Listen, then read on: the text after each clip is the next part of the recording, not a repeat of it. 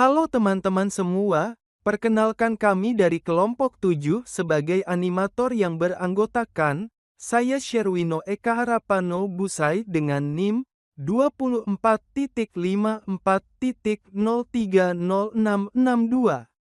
Akbar Gias Saputra dengan NIM 24.54.029597 dan Anggi Dwi Saputri dengan NIM 24.54.032081 akan mempresentasikan materi tentang WBS, Work Breakdown Structure, dan penjadwalan sistem informasi.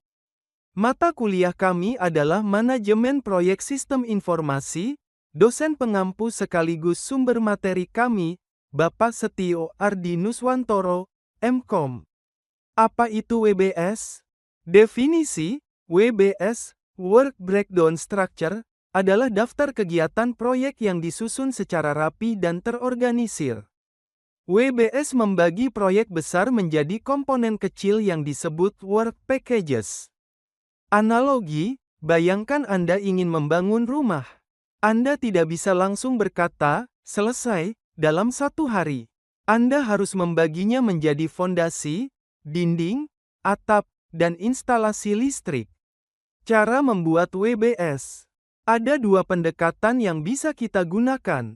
Berdasarkan tujuan, deliverables. Fokus pada hasil akhir. Contoh, membuat fitur login, fitur keranjang belanja, dan fitur pembayaran. Berdasarkan urutan waktu, timeline. Fokus pada urutan kerja. Contoh, analisis kebutuhan desain coding testing. Analogi, seperti memasak nasi goreng. Anda bisa fokus pada bahannya, nasi, telur, bumbu, atau fokus pada langkahnya, mengiris bawang, menumis, menyajikan. Mengapa kita butuh WBS? Daftar kerja yang jelas, kita tahu persis apa yang harus dikerjakan. Estimasi akurat, lebih mudah menghitung biaya dan waktu kalau pekerjaannya kecil-kecil. Pembagian tugas, memudahkan kita menunjuk siapa yang mengerjakan apa. 4. Aturan emas membuat WBS. Dukung tujuan, MOV. Jangan masukkan tugas yang tidak ada hubungannya dengan tujuan proyek. Fokus pada hasil, deliverable oriented. Yang penting adalah hasilnya jadi. Bukan sekadar sibuk bekerja. Detail yang pas, jangan terlalu umum, susah dikontrol, jangan terlalu detail. Bikin pusing, libatkan tim, tanyakan pada orang yang akan mengerjakan tugas tersebut. Jangan membuat jadwal sendirian. Struktur WBS, hierarki. WBS biasanya berbentuk seperti pohon, hierarki, atau daftar berlevel. Level 1, nama proyek, contoh, aplikasi e-kantin. Level 2, bagian utama, contoh, database, user interface. Level 3, work package, contoh, tabel user, desain menu utama. Membedah peta kerja, WBS. Apa itu WBS? Bisa diartikan sebagai peta atau diagram pohon yang memecah proyek besar menjadi bagian-bagian kecil. Logika berpikir seperti melihat sebuah pohon.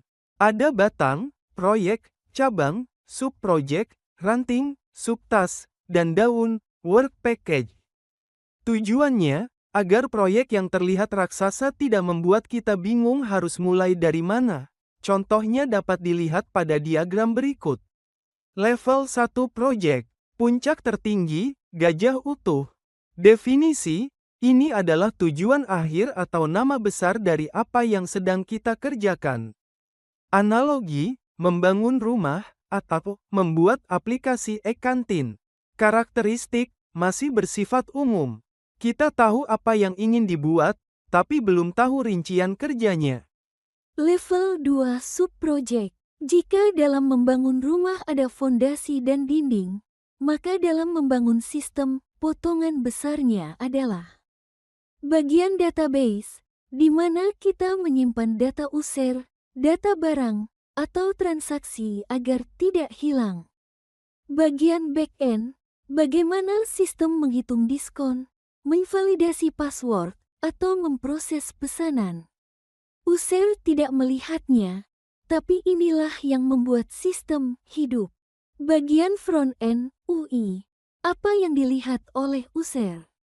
Tombolnya warna apa? Gambarnya di mana? Apakah nyaman dipandang? Bagian keamanan dan integrasi, memastikan sistem tidak dibobol atau disebut juga sebagai security dan bisa terhubung ke sistem lain. Level 3 subtask. Definisi, penjabaran lebih detail dari setiap subproject. Di sini kita mulai melihat aktivitas yang lebih spesifik.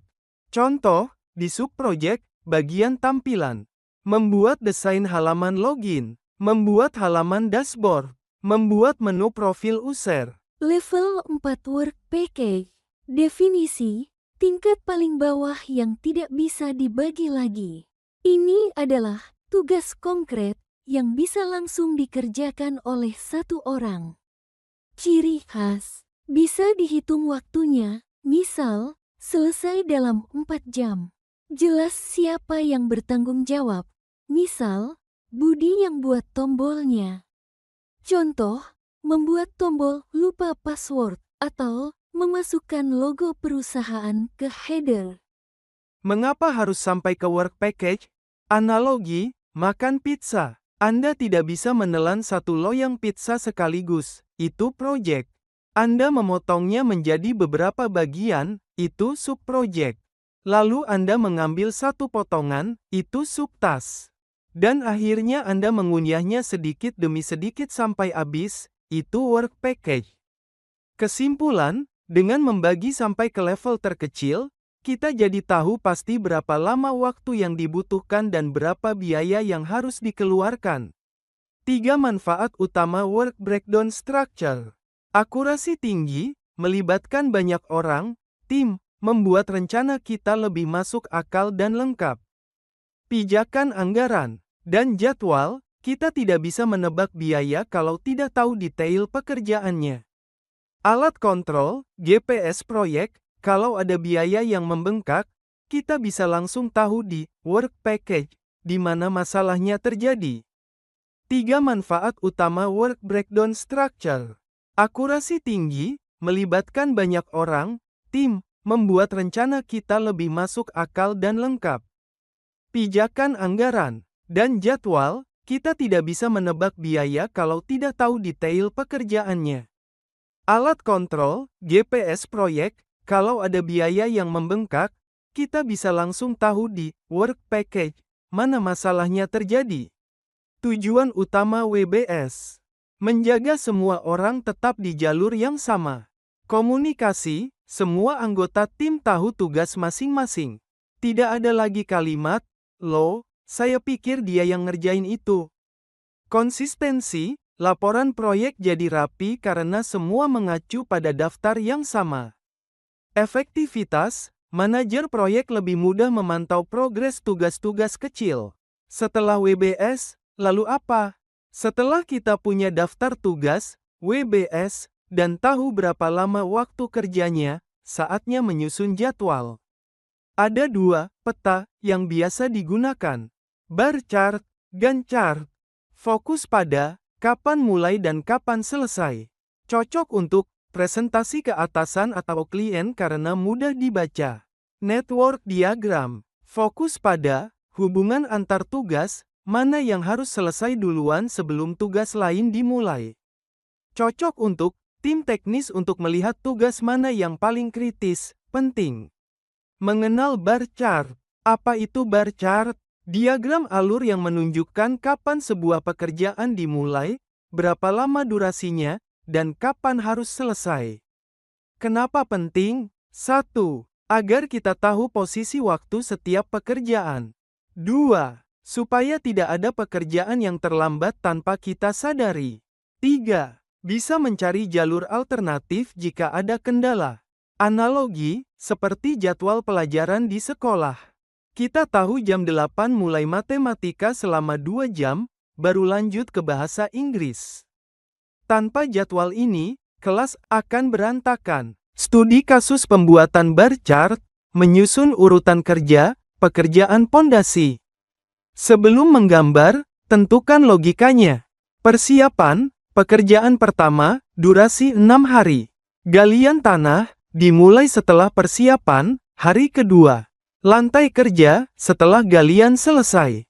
Pasir uruk dan batu kali, bisa dikerjakan bersamaan untuk menghemat waktu. Urugan kembali, dilakukan terakhir setelah semua pondasi selesai. Analogi, seperti memasak soto. Sambil menunggu kuah mendidih, persiapan, kita bisa mengiris seledri dan menyiapkan mangkuk, kerja bersamaan. Visualisasi bar chart, mengubah daftar menjadi jadwal, visual. Warna hijau, kotak, menunjukkan kapan pekerjaan tersebut dilakukan. Alur, kita bisa melihat bahwa total proyek ini selesai dalam 6 hari, bukan 15 hari, karena ada pekerjaan yang dilakukan secara paralel, bersamaan. Fungsi, jika di hari ketiga, galian tanah, belum selesai, manajer proyek langsung tahu bahwa lantai kerja akan ikut terlambat. Apa itu kurva S? Definisi, jadwal yang digabungkan dengan nilai bobot biaya, membentuk huruf S. Filosofi huruf S. Awal, landai, tahap persiapan, biaya belum banyak keluar. Tengah, curam, tahap inti, pekerjaan paling padat, biaya keluar banyak. Akhir, landai, tahap penyelesaian, finishing, pekerjaan mulai santai. Cara menghitung bobot proyek. Rumus, berapa persen nilai pekerjaan ini? Bobot persen sama dengan harga pekerja dibagi total harga proyek. Dikali 100%. Contoh perhitungan, total harga Rp1.100.000. Pekerjaan persiapan Rp100.000. Hasil, 100.000 dibagi 1.100.000, dikali 100% sama dengan 9,09%. Distribusi harian. Jika durasi persiapan 6 hari, maka progres perharinya, 9,09% dibagi 6 sama dengan 1,52%. Analisis tabel kurva S, mengisi tabel progres akumulatif. Langkah-langkah di Excel, input bobot, masukkan angka hasil pembagian, misal 1,52 ke setiap kolom hari kerja. Jumlah harian, baris hijau, total progres semua pekerjaan di hari tersebut. Jumlah akumulatif, baris merah, progres hari ini, progres hari sebelumnya. Target, di hari terakhir, jumlah akumulatif harus 100,00%.